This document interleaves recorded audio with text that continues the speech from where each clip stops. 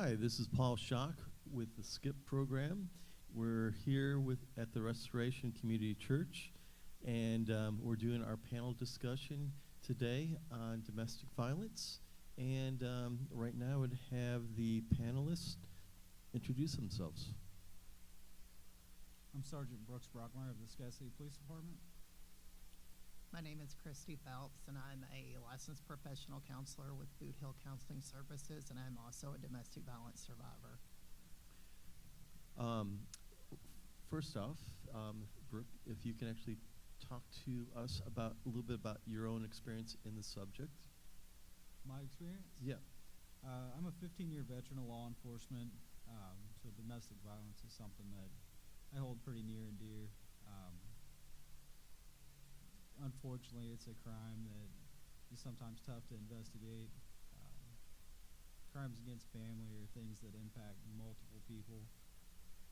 In the 15 years that I've been in law enforcement, I've been able to help people survive domestic violence situations and use resources such as my counterpart to my right here to help people get out of those situations. So something's very important to talk about. I kind of have dual experience. As a counselor, I often find myself working with individuals who are either experiencing or have experienced domestic violence. I've been a counselor, gosh, I guess about 15, 16 years. I've lost track. That's how long it's been. Also, I have experience as a domestic violence survivor, so I feel like I can bring some authenticity to the experience with my clients and help them navigate a system that often seems to be stacked against us. Can you actually sort of map us through some of your experiences of individuals that you see going through this whole process? Either or both. Go ahead. Okay. It just, the way things usually happen for me as far as my professional work is, and I will just say as a survivor too, being in a domestic violence situation is really difficult to talk about because people make a lot of assumptions about you, so you keep a lot of that to yourself and just kind of like live a comfortable misery is what one of my friends calls it. So oftentimes in my work, I don't find out, well, say I've been working with clients a couple of months before I finally find out that there is abuse present because they have to feel safe enough to bring that forward. And once they do, one of the things I really wanted to emphasize today was one of the worst things that we can do is ask a victim of domestic violence why they don't just leave. You literally cannot just get up and leave unless you have the resources to do so. And as a survivor, I will say we often know ways to keep ourselves safe that no one has thought about.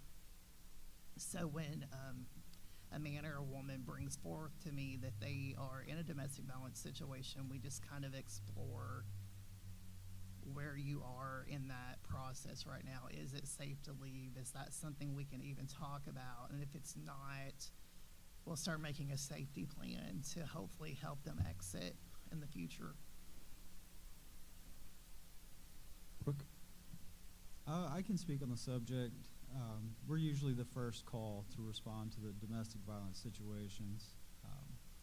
I can say that a lot of times I think people experience domestic violence without making that phone call.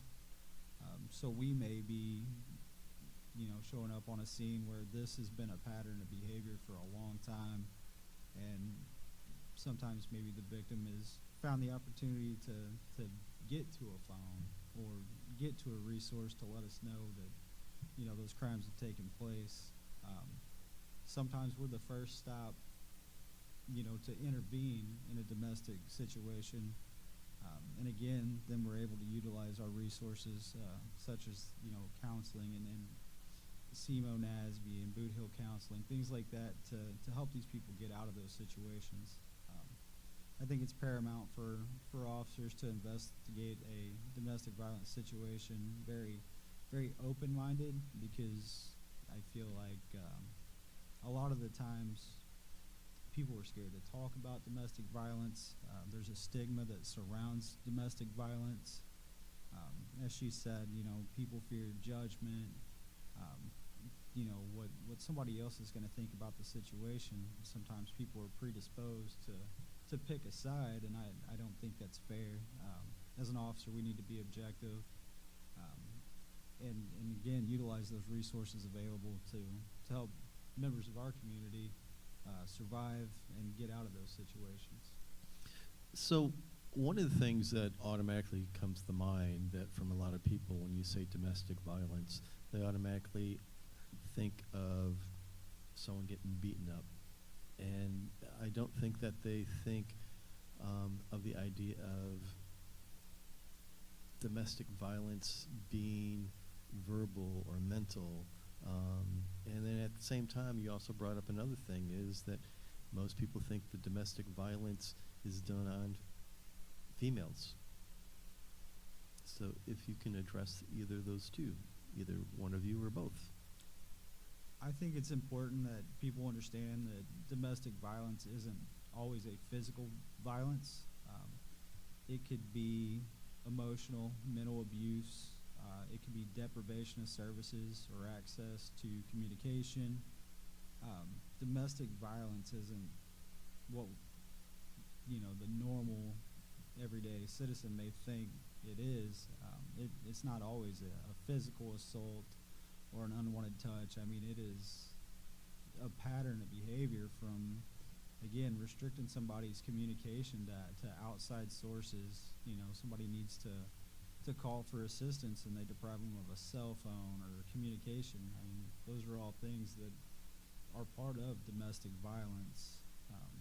And I can let her elaborate on that some. I was going to say, I think that's a very accurate statement, and part of that, I think, is the media, like the Lifetime movies where the woman's beaten black and blue and she leaves in the night. Those things do happen, but oftentimes we also have concurrently running, we have some financial abuse, some spiritual abuse, sexual abuse. I know in my case, I had lots of litigation abuse where I felt like I kept being drugged to court over and over and over for issues that weren't really that big of an issue, and things like that are not. Got an in progress call, so I can join back as soon as. That's fine. One of our officers is actually having to take off for an emergency, so. Good luck. The issue of going back to one of the things as far as the issue of that's mainly females, is that a big issue, or? The statistics show us that domestic violence proportionately affects more females, but that doesn't mean that that's where it stops. Men are also affected. The belief is that just due to the culture that of men and so forth, that not as many men come forward. And the statistics in the LGBT community with domestic violence are also really rising. Gotcha. Some of the things, I mean, it seems like there's so many issues and so many possibilities of domestic violence that people don't really realize how big the picture is. What are avenues that we can do to educate our fellow neighbors or the community itself about what this problem is and how we can actually address it or approach it with other people? I think things like that are happening today, I know I was really encouraged talking to the pastor when I got here this morning, because in my own personal experience, when I decided to leave my marriage, people of the faith community often encouraged me not to, saying, that's not God's will. You need to work it out. It's not that bad. I think that we have to stand in a place of recognizing that we don't know how bad it is for somebody, and just take them at their word. I think that you have to be open to having conversations with people that are hard and not just giving people a pat on the back. One of my biggest pet peeves in life is when you are at the grocery store and you ask somebody how they are and you don't stop to listen to their response. I think that we have just really got to communicate. And my opinion is that domestic violence is a lot more talked about and a lot more known now because of like social media efforts. I really appreciate that. There's a lot of like breakout groups that are trying to eliminate this issue, and it's a lot easier, in my opinion, for victims to easily find resources than it used to be. I know that it seems like a lot of topics and issues cross over. I mean, whether it's alcoholism, drug abuse, human trafficking, being raised up in your background. I mean, a lot of these issues all intertwine at times with domestic violence. How do you actually address one issue without dealing with the other issues? As a counselor, I would say I don't think that you can. There's what we call a systems approach, where you have to look at all the systems a person is interacting in and how they affect their day-to-day life. And it's really kind of impossible to pull somebody out of a system and say, okay, let's just look at this one, because that's just not the way that our lives work. So I don't know the answer to that, unfortunately. Which it seems logical, because it all affects everyone. Absolutely. And the other thing that it seems like statistically, especially in the Boot Hill area and smaller towns, such as Scott City itself, and I know that a lot of other smaller towns have the same problem, is that, and we've talked about it a lot, is that I would say over half of the population in Scott City are in rental properties. And I would say a quarter of those that have kids that are going to school, the kids might stay within that school district for 6 months to a year. And then they're shipped over to another place because of one situation or another.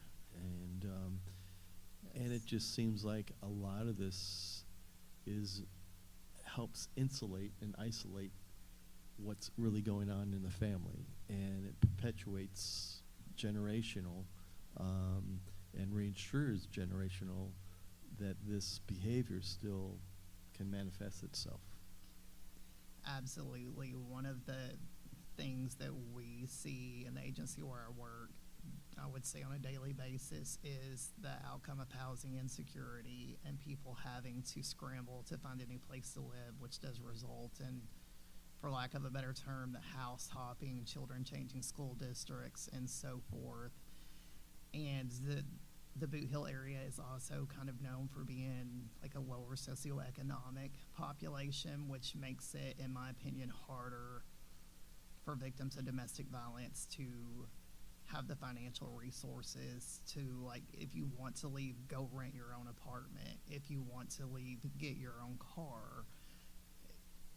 It's just can be almost nearly impossible. And then you've got the situation of the isolation, where if somebody does want to leave, they don't even know who to contact, and then they don't have the financial resources to do so. And I think that goes back to reinsuring the situation where the individual is actually isolated, as you're saying, and not having the knowledge or the education to know how to get out of the situation.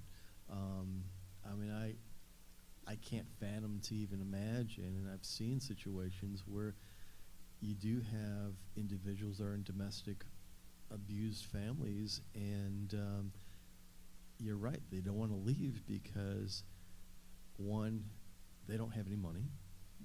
They don't have the resources to actually find a place or figure out a way to get their kids out of the situation. Because of the system, it's really hard for them to actually just take the kids with them without becoming the victim. So how do you actually address these issues? One of the things that I wanted to point out today is that once you do make that decision, if you happen to be a person who has children, you make the decision to leave, there just seems to be like a narrative that always happens. And then, if it's a woman that leaves, then dad says, oh, I want the kids. Then there's a custody battle, and which, in my opinion, keeps the victim/survivor from being able to speak their truth, because then you're scared to go into the courtroom setting and say what horrible things this person has done to you because of fear of retaliation. I wish that I had the answer to your question. I am very passionate about infiltrating the court system and getting judges and attorneys and legal advocates just much more familiar with what domestic violence looks like. I remember in an early experience of mine seeking an order of protection and a judge actually saying to me, you just don't want him to see your kids. I'm going to put the two of you in a room and let you fight it out. So that is what you're up against as a survivor, and then you're humiliated because you've finally gotten the courage to go speak your truth, and then you get knocked down like that. And like I said, I wish there were a clear-cut answer. I think we're closer than we have been, but we're not there yet. I'm sure, as you had said, we're closer with social media and actually getting things out there in educational viewpoint. And I know years ago, just like a lot of things, things are pushed aside into a dark closet so that people don't really want it brought out because they're ashamed of it. Mm-hmm. And families are ashamed of it for their own families.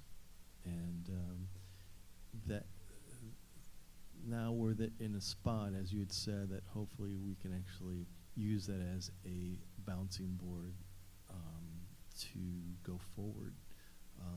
I've seen, I was bringing up with a couple other people, going back to social media, even social, different types of movies and things like that. You were talking about Lifetime, which is far extreme. Yeah. I think that one of the movies that I've actually saw just recently on Netflix was The Maid. And it seemed very poignant in the sense of it was very realistic of showing you how things transpire and the frustrations Mm-hmm. of the system for an individual to try to break out of that system. And I think that's the big issue, is that here in the Boot Hill area is that if you do have an avenue to call as yourself and other people, it's still hard to actually find spaces or a place or trying to help re-educate and support that individual, is it not? Absolutely, it is. One thing that you were talking about that led me back to an earlier question about how do we intervene is that, first of all, I haven't seen the show you talked about, because a lot of shows like that are very hard for me to watch. But when I have acquaintances that see things like that, it never fails to kind of like amaze me how many people will reach out to me, because I'm pretty vocal about being a survivor, and just say, hey, I was watching this show and I think that maybe I'm being abused. And so that's something I meant to mention earlier. I think that we have to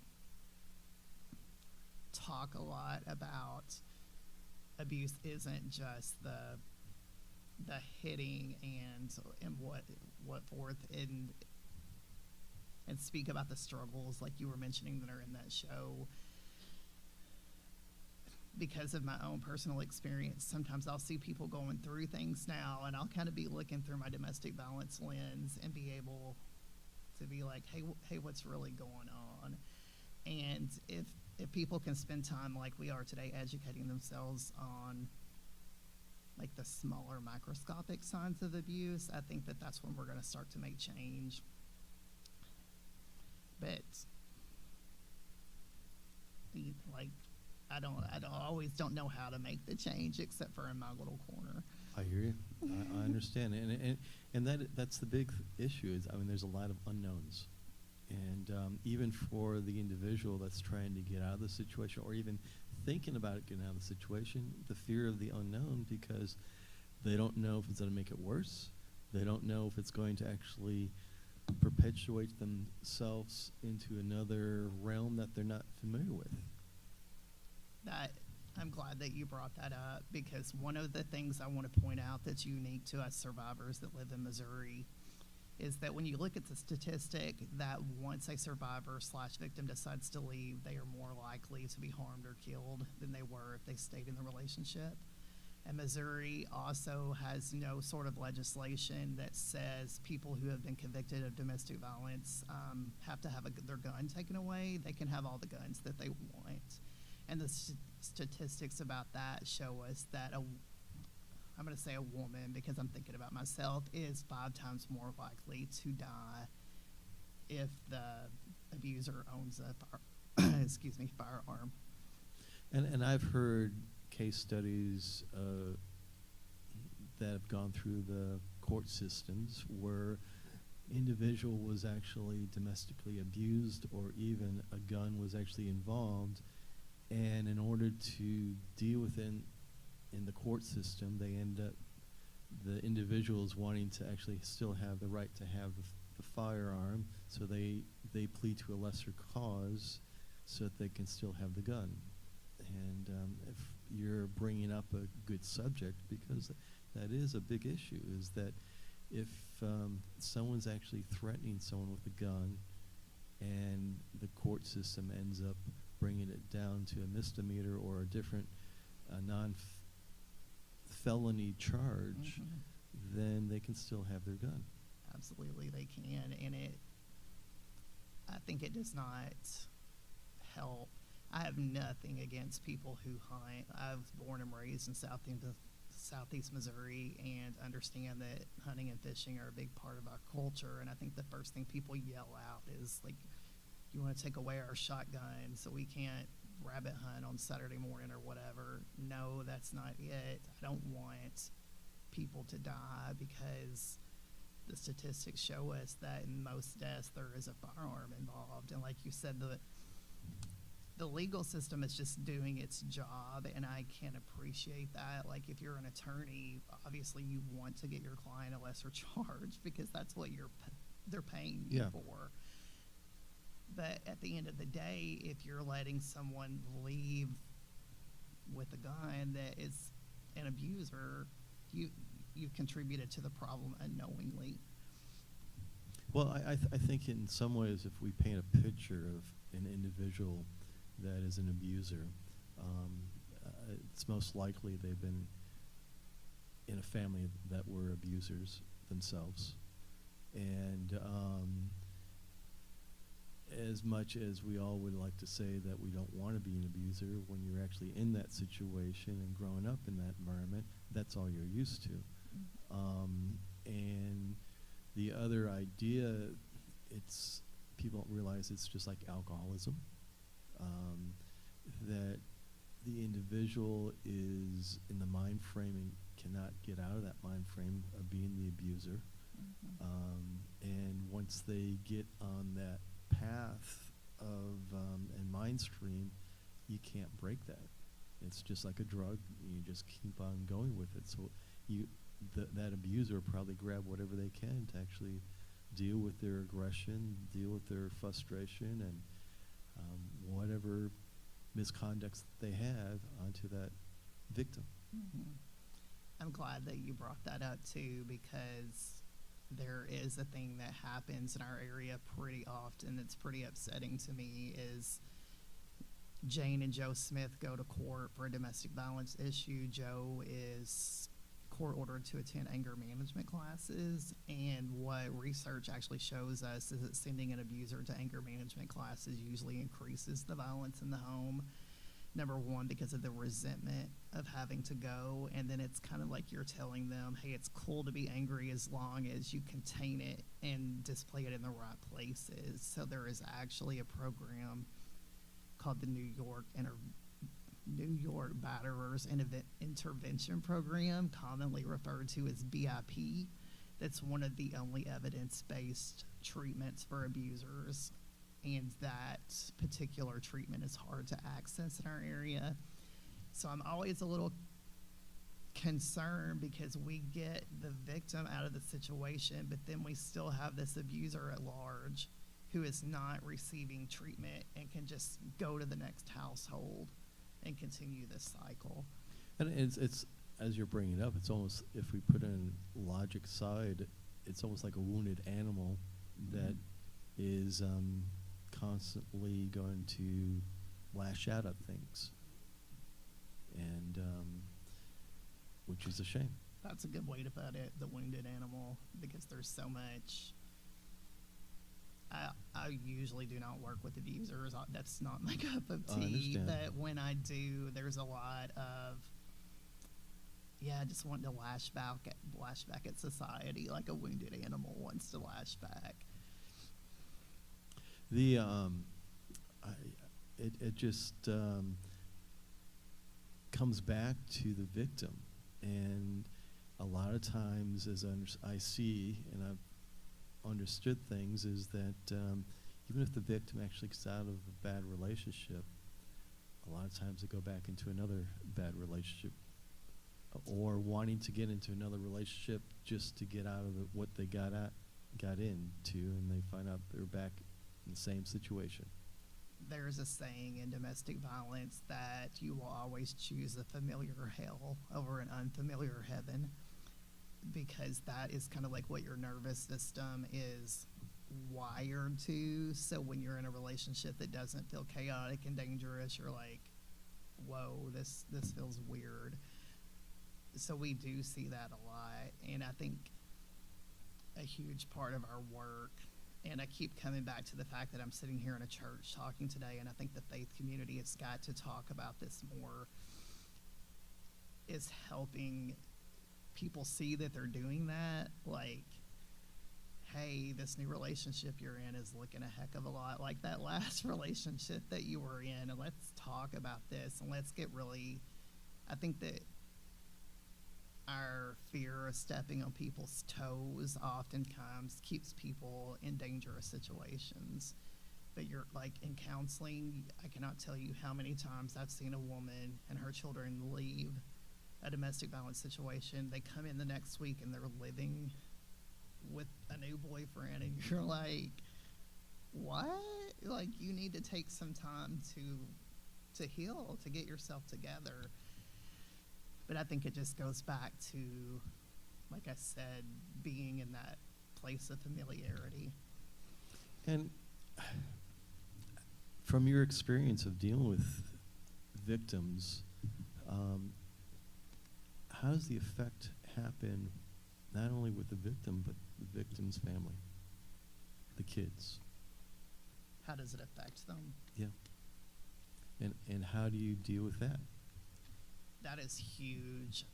I had the luxury of working with an attorney named Barry Goldstein during my own custody trial. He's an expert witness on domestic violence out of New York, and he did a study which just is amazing to me, that actually says when children are kept in domestic violence situations, the likelihood of them developing chronic diseases like asthma, leukemia, and so forth skyrocket.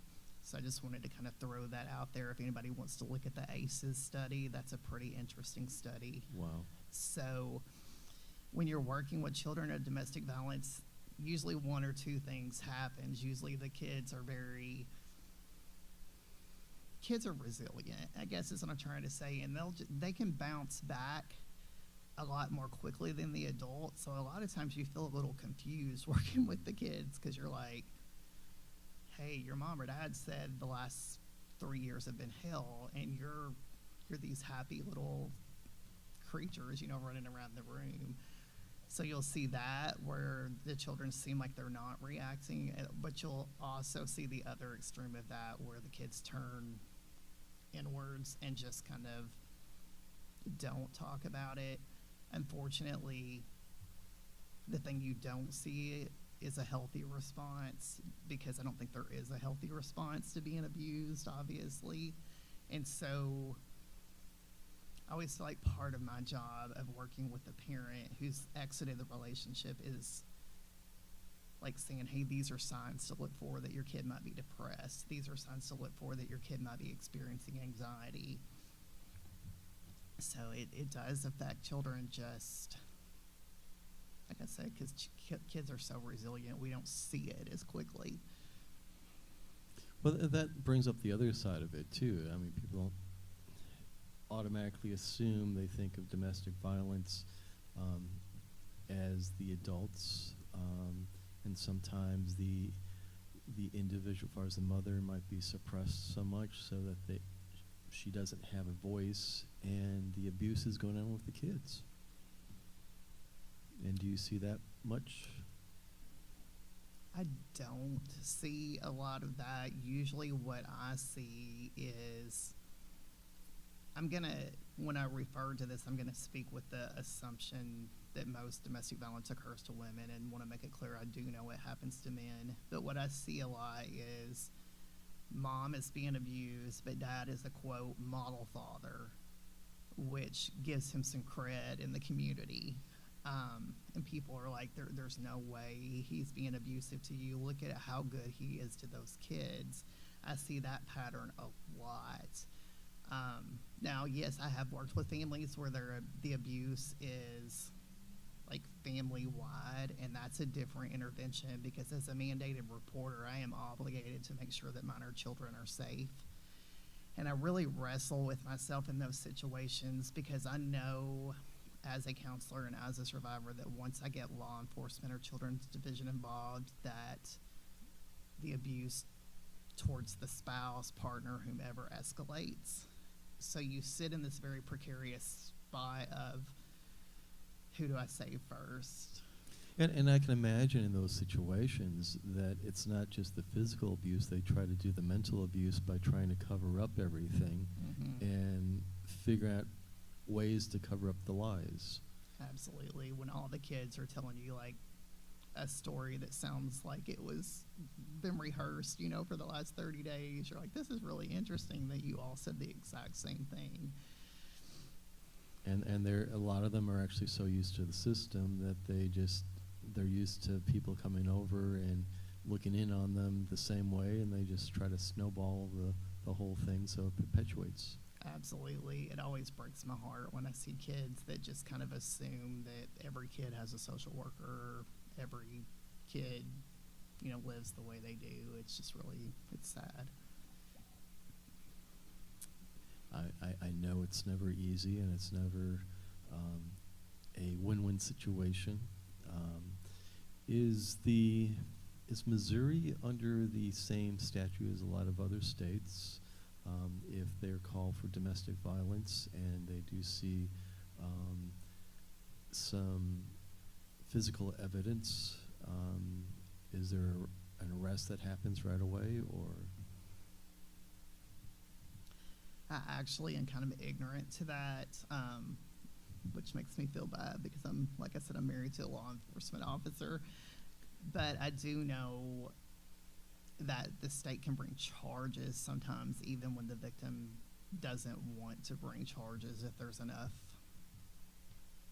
physical evidence. And I do know that if, like I mentioned earlier, children are believed to be harmed, there's no hesitation about reporting that or removing them from the home. I just think when you get two adults involved, like the officer that here said, one of the things that can happen is there's a concept called crazy making, where the abusive partner drives the non-abusive partner literally crazy, and then they call the cops. And maybe the other partner has acted out to defend themselves, and so the cops get there, and then it looks like, well, you both beat each other up. And so there's just a lot of things to sort through in those situations.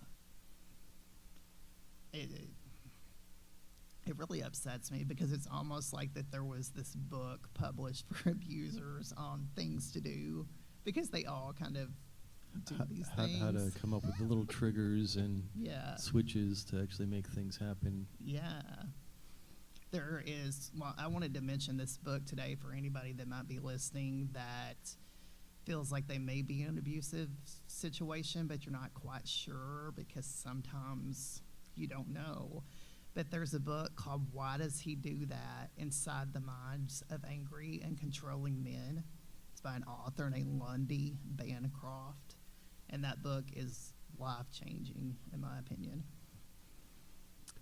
That's something that hopefully we can actually put on, and we'll type it out so people can actually have access to it that later on. What are some of the key issues that you foresee that would be great to have changed in the system?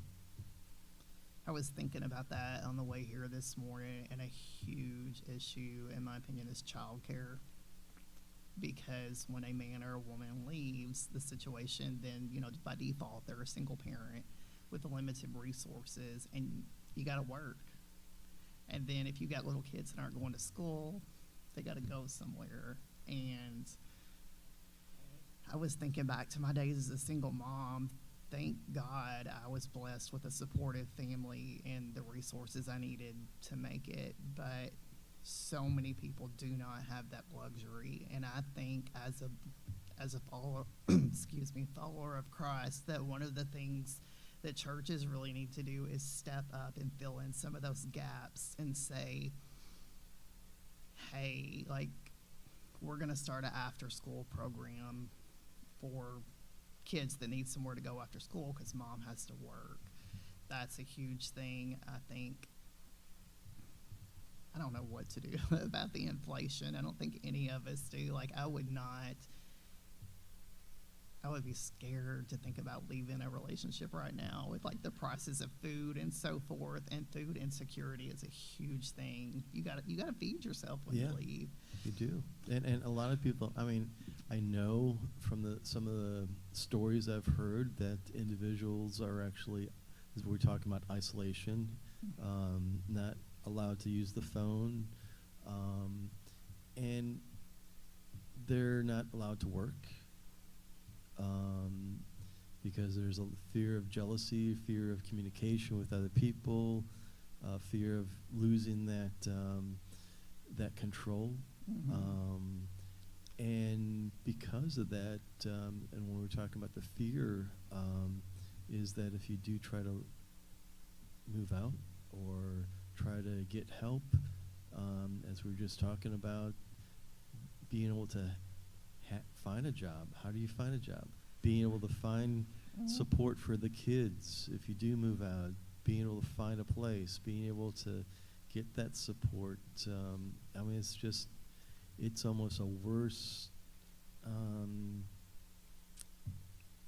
reality than what your present reality is, because it's something that you're not familiar with. That's what I was referring to when I said once you leave, it often feels like the system is stacked against you.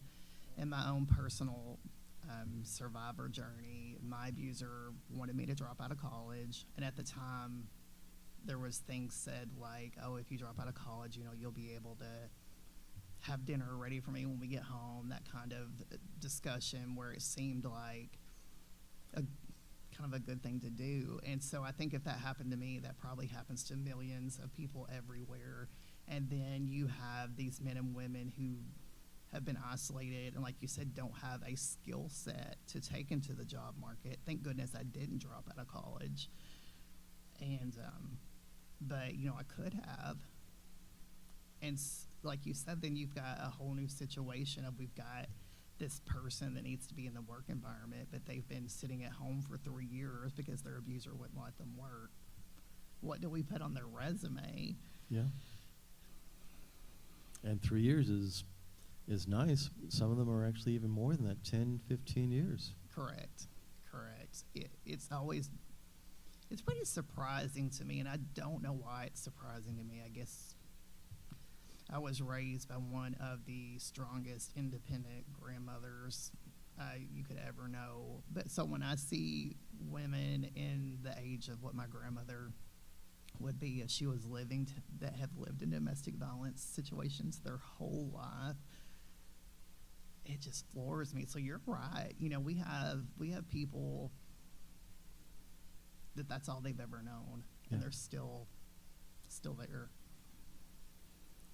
what are some of the resources and some of the support that's actually out there that you know of, that people can contact? And can you talk a little bit about those groups, so that people know what they can look to?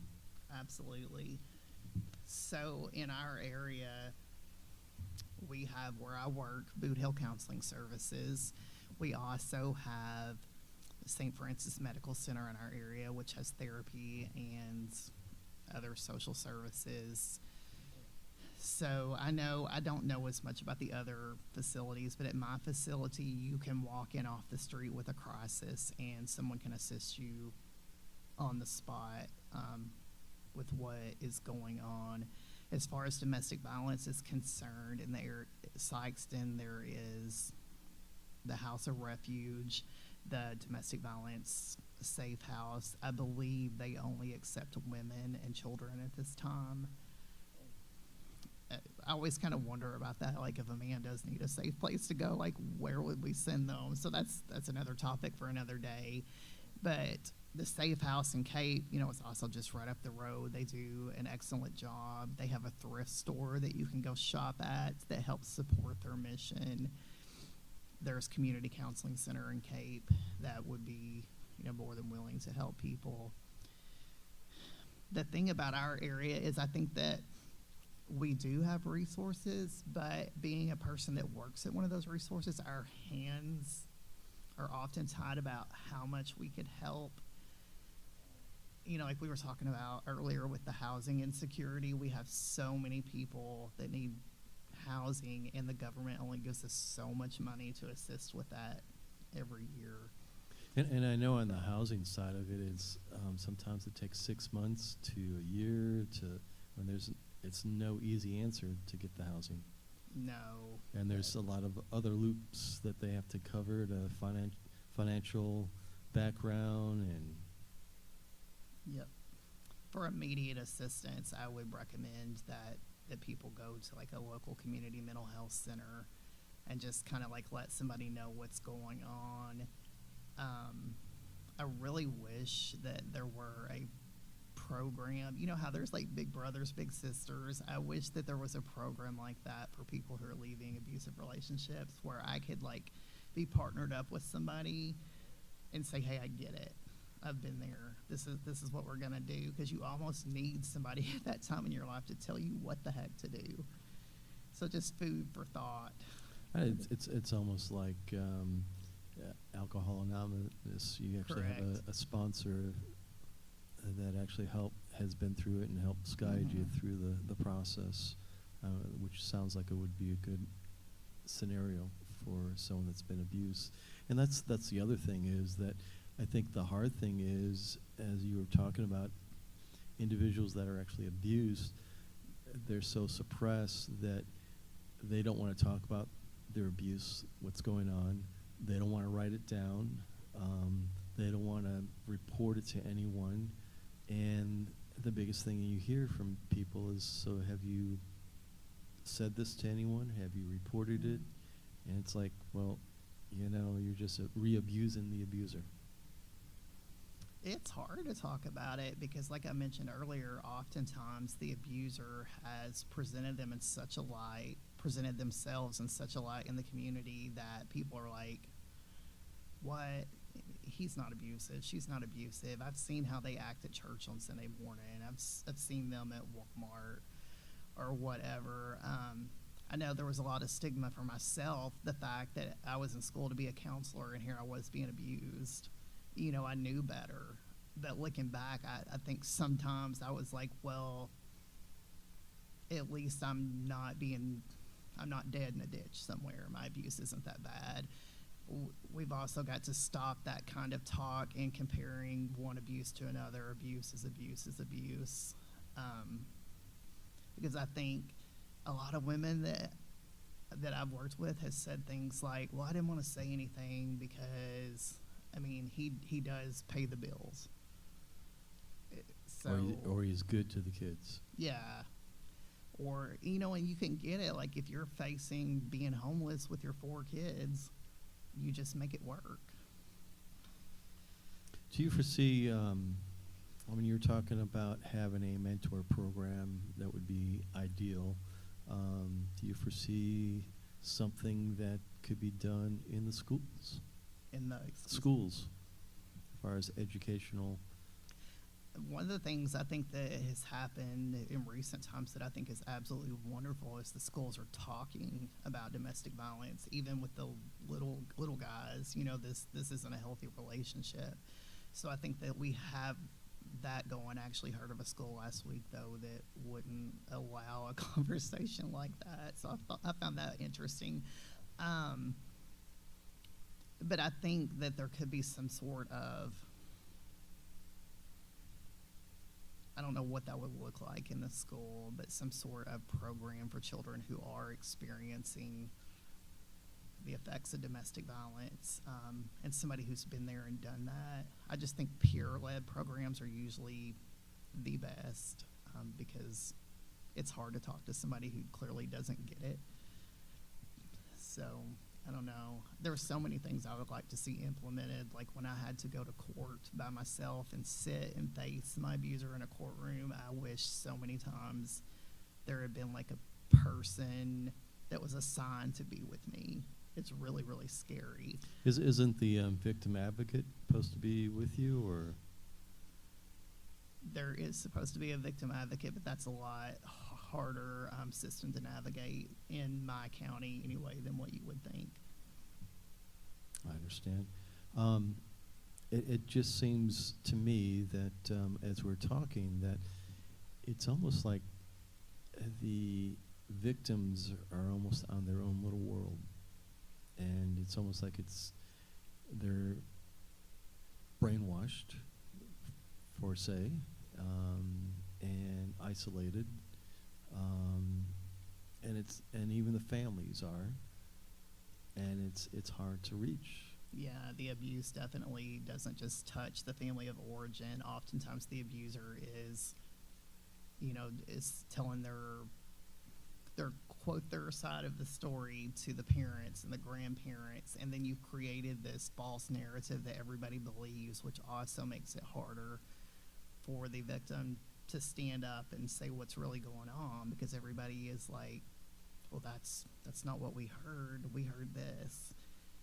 Like I said, there almost seems to be like a handbook of these are the steps that you take to make sure everybody believes that you're not an abuser. I see that a lot, like a person that wants to leave, but they're scared to tell their parents. It almost seems like there needs to be also a handbook on how to leave. There actually is a handbook on how to leave. It's called Time's Up. I will have to look up the name of the author. She actually passed away, but she was a domestic violence survivor, and she wrote an excellent book on how to leave. The thing that's tricky about leaving is when I'm working with somebody that wants to leave, I can't send that book home with them. You know, if the abuser finds it, that's a whole other issue. So you have to be very, very discreet and very careful when you're working with somebody that wants to leave to make sure they aren't taking traces of evidence home with them so the abuser knows that they're about to leave.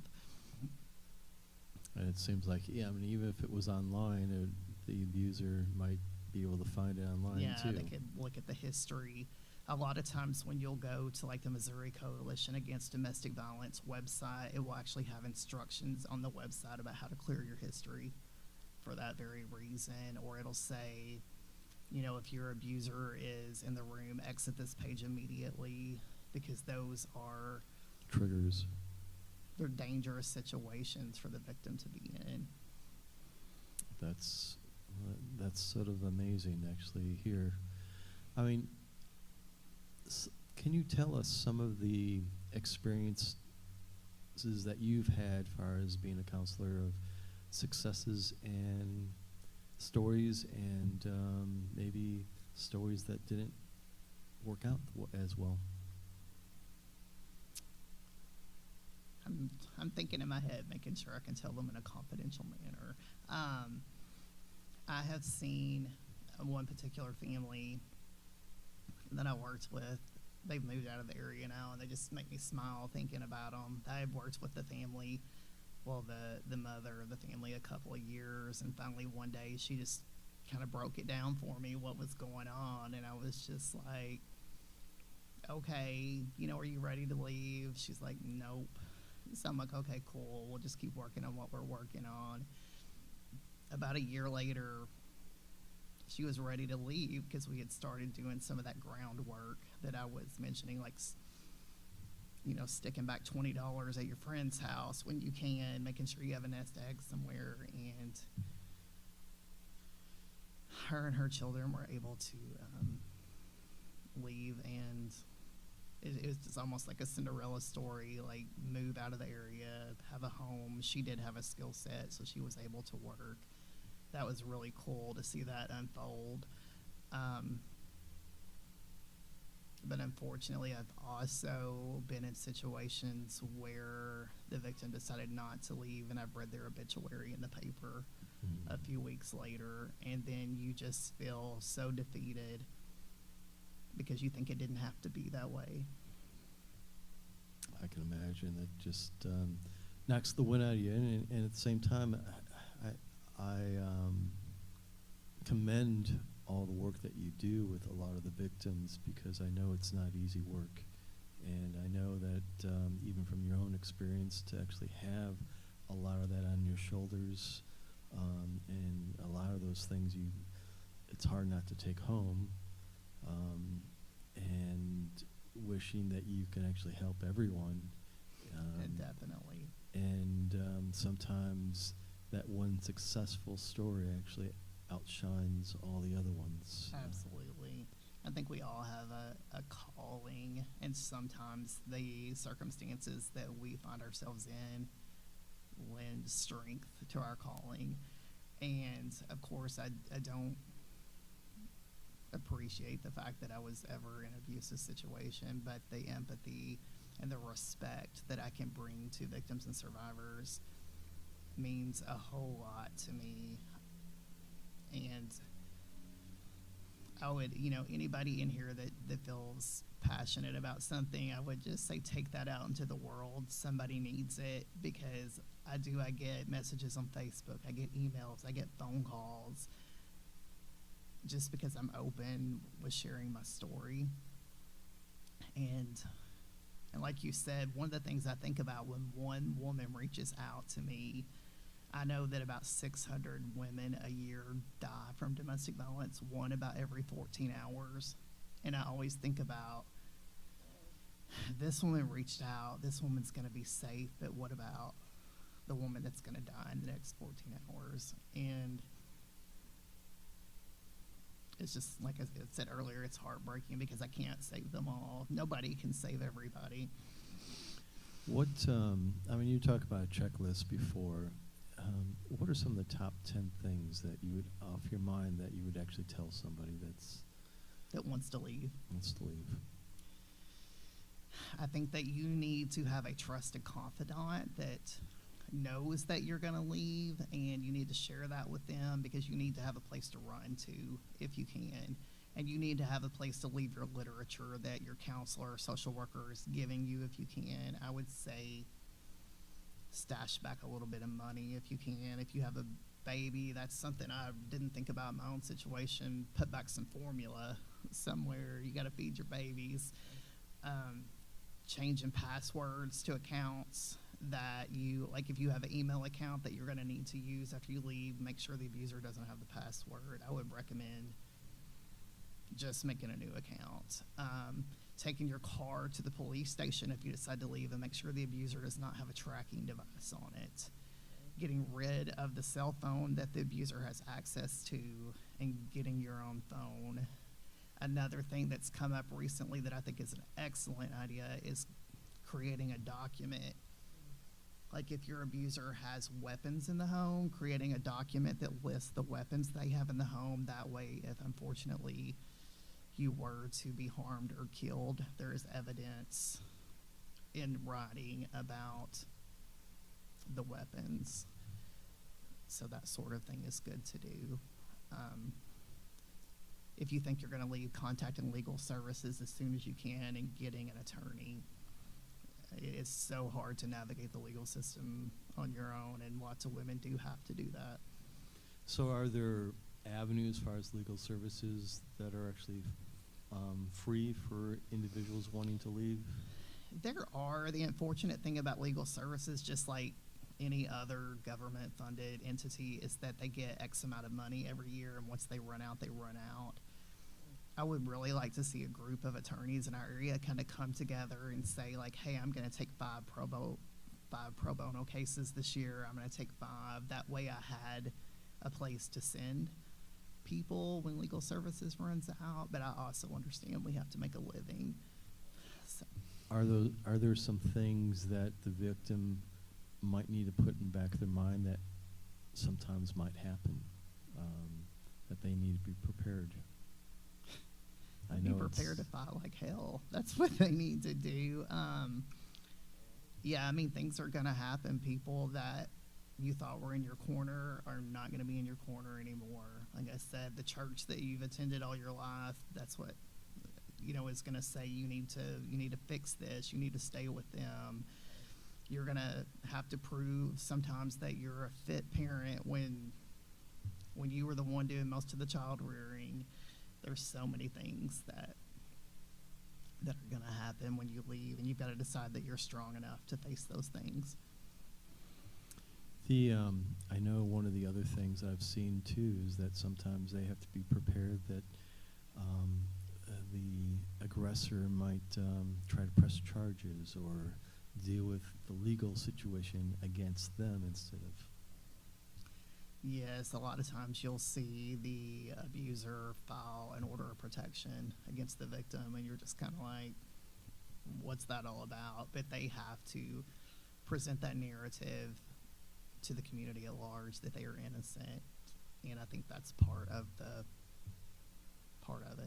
And or theft or other things that they'll try to bring up just to bring your enthusiasm down and try to break you down.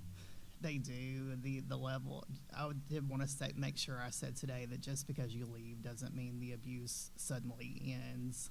I still have to co-parent with my abuser, which was super hard, and there's just things that come up you never ever thought about, like when your kid gets married, how am I going to navigate their wedding with this abuser present?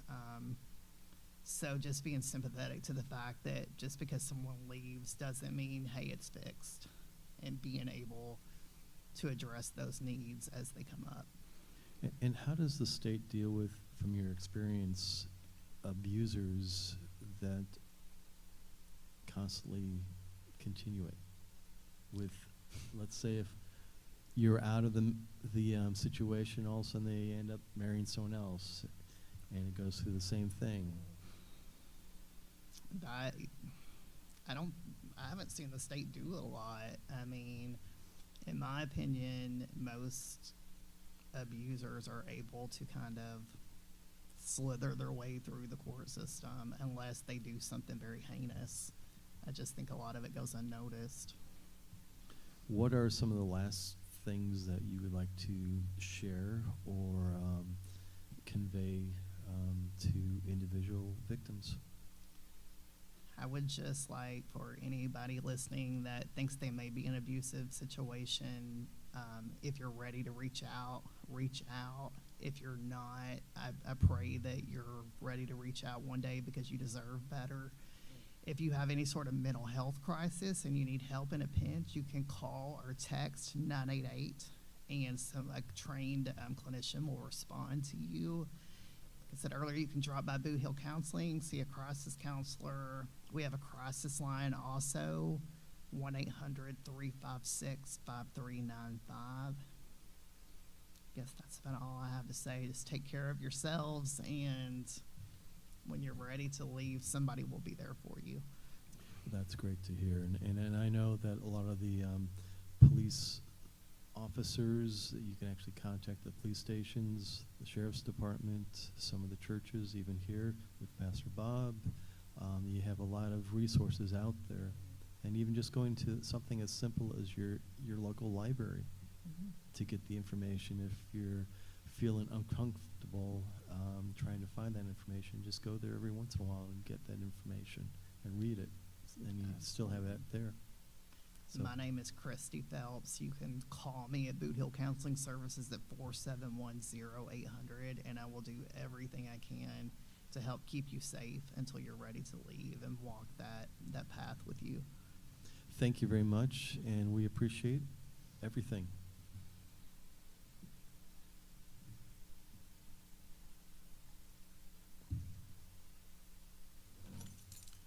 I'm sorry I was your only guest.